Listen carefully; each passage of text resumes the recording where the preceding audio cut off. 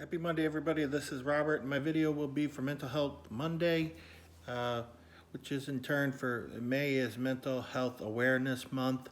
So I'm happy that May is, that it's being notified and there's awareness for mental health and the importance of it, and doing my part, as I always try to do. So this it ties into something that I did a little bit, discussed a little bit like last week, not on the video, but in terms of um, dating and with dating and when you're talking to people, sometimes it's tough to gauge whether they're interested in you whatsoever or not. A lot of miscommunication, a lot of reading people wrong, and it turns into people not chasing. I mean, although some people do chase, but some people being interested in somebody that's not interested in them, or having more interest than the person. And sometimes the person will kind of manipulate that to get the attention because maybe they have low self-esteem, or maybe they just are enjoying like kind of like the quote unquote power trip. So I've definitely been through both sides of the spectrum where I've been more interested in a person than they are in me. But I've also been to not interested whatsoever, and people have been very interested in me too. So I've been kind of full circle with the situation. So what I'm going to talk about is just my observations and the best way to kind of gauge in dating if a person's really interested in you or not, and just a couple of things that help to make it more prevalent and aware. So the intent for this video, is to with situations like this, it can have a negative impact on your mental health more times than not, especially if you really are like the person and you're kind of deluding yourself into the person being interested in you. And maybe they're kind of giving signals, but they're, maybe you're reading too much into it. But the whole point is, like, if you like somebody more than they like you, you're going to kind of be at their mercy, or your self-esteem is going to be compromised a lot of times because you're wanting to have the person reciprocate, and they just don't, for not being interested in, or a million other reasons outside of you being not worthy or whatnot. So that being said, I'm going to just go over some things that can help you gauge if a person's really interested in you. Now, these are things I'll talk about. Again, they don't always apply to everybody, but these are kind of like common things that I've noticed when I'm talking to somebody to gauge whether they're interested or not, outside of them actually saying I'm not interested, which doesn't happen a lot of times. Sometimes you don't get the luxury of a person saying they're not interested. So this kind of helps you gauge that, and hope it helps people. So when you first start talking to somebody, that you're potentially interested in, you text them. So, and if you don't hear back from them quickly or whatnot, or maybe one day you don't hear back from them quickly or whatnot, okay, that's nothing to overread with.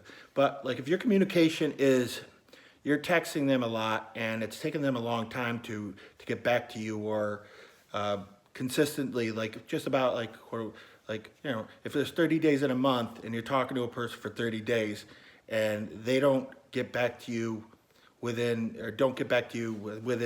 like a minute or 2 minutes, maybe a little bit sooner than that, that's kind of a gauge there to say that that where you're you may not be on the upper level of priorities. Because in my experience, when I've messaged somebody and they were interested in me, and I'm not saying that this is for all, like it applies to everything, but generally, if I messaged somebody and they were interested in me, they got back to me very quickly. And when I'm interested in somebody, if somebody messages me and I'm interested in them, I'm gonna be more apt to get back in touch with them quickly. Now, I'm not just saying that that's a whole thing, because people have responsibilities and lives, and sometimes they just aren't able to get back to you when you'd like to. But a general rule of thumb for me, it could be for you. If it isn't, there could be another thing. The the proximity or the time that a person gets back to you, that's kind of like a first judge of how interested they are in you. And I say that consistently, so not just one example. Like as you're talking to somebody, gauge it. Do they get back to you quickly or do they not? That kind of shows like their level of interest, like on the first layer. So, that being said, so you're going to, you're talking to a person, dating for a month, maybe 2 months. Okay, so this is another gauge to kind of red flags of where the direction that the relationship is heading. So it's important to know this. So because I see this with people, I've talked to other people, I won't name names, but like friends and stuff like this. This is how I kind of gauge myself too. People have said it. But say you're talking to somebody for like a month, 2 months. Towards the end of the second month, is the communication with your friends and loved ones, the people you support, is it more a frustrated communication? Is it something you're annoyed by the person? You're talking about them, you're always pissed off, or what else? And this is early into like a dating situation, relationship. Could be before or after you guys become intimate. But okay, so like 2 months. So, maybe like the first month was okay, and then as the second month goes on, you're just talking and you're venting to friends and you're upset and this person isn't doing this or this person ignoring you, whatever else. So that's kind of a gauge of how things are going to be if you continue to pursue this situation. Not saying it could be, but you know what? Like when I'm with somebody, anytime I've been with somebody where I've been very happy and like they're the right person, 2 months, 2 months later, going on after that, I'm happy talking about the person. I'm kind of glowing. I'm at peace. That's just how it is. Like when you're happy with somebody, you're in with the right person, and this is just my interpretation. Yeah, the right person may drive you crazy, which that happens with something like that. But more times than driving you crazy, you're happy. You're not frustrated. You're not bitching about the person left and right. The person, if they like you and they're the right person, they're going to make it a point after 2 months to at least your needs, emotional needs are indication that they're going to be met. If your emotional needs after 2 months, there's an indication that that's not going to happen or it's unsteady water, you're going to be very upset and you're going to be very upset and bitching to loved ones, venting on Facebook, social media. These are all signs that the person, isn't the right person for you. You may think that there is or whatnot, but, if you continue to pursue after 2 months, maybe 3 months at the most, and you continue to pursue her after that, that's a red flag for you, not the other person. That you don't care, your needs are good. You're willing to go into a situation where your needs are going to be secondary to the person. So that's not necessarily a healthy situation. So you have to look, and hopefully people will kind of confront or talk to you about that. But it's a healthy relationship is balanced. Your needs are just as important as the other person's. No one's needs are more important than the other. And if you get into an unbalanced situation, it becomes one-sided, which is going to be frustrating for one person and most likely not for the other, because the other person's getting everything. And with dating in modern times, dating situations can be very one-sided very quickly. So it's important that you can't depend on the other person to be balanced. You have to depend on yourself.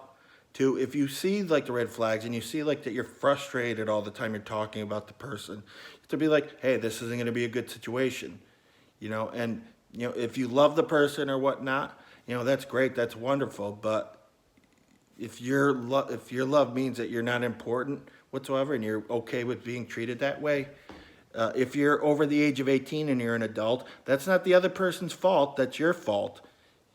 That you're okay with being treated like crap. You're okay with being secondary, and you want to go, like we have a lot of people that are just don't see that, don't care to see that, and they want to blame the other person about the tormenting and everything else. You know, being an adult, you're responsible for your needs. So if you get into a bad relationship and you're okay being in a bad relationship, if you want to delude yourself and just blame the other person for that, you know, that's not going to be, you know, that's not going to change anything for yourself. You know, it's your responsibility to put yourself in a good situation. And if you are okay, if you're just like, but I love him, or the sex is good, or whatever other thing, if you're okay with those things compromising how you feel about yourself for those things, again, you want to go and bitch to other people about this person being a bad person. You better look at yourself in the mirror, because as being an adult, again, it's on you. You're not a kid. Mommy and daddy can't fix anything anymore. Tough love. Sometimes it works, not always. But that's my take. Hope this helps somebody. I speak all this stuff because I've been at the experiences too. So if I'm an expert, it's not an expert because I did things right. It's because I've done plenty of things wrong in the dating situation. But I hope this helps people. Have a great rest of the Monday. See you again.